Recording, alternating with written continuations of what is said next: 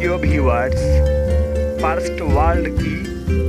বিশ্বের যে পুঁজিবাদী রাষ্ট্রগুলো প্রযুক্তিগতভাবে উন্নত এবং নাগরিকদের জীবনযাত্রার মান উন্নত, সেসব দেশগুলোকে ফার্স্ট ওয়ার্ল্ড বলা হয়।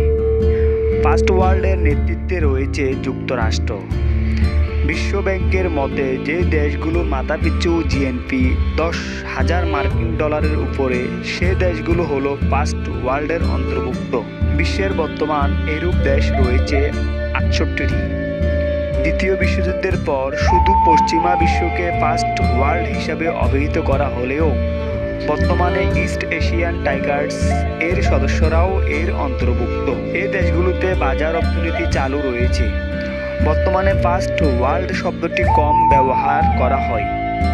ফার্স্ট ওয়ার্ল্ডভুক্ত দেশগুলোকে বোঝাতে উন্নত বিশ্ব শব্দটি বেশি ব্যবহার করা হয়। ধন্যবাদ ভিউয়ার।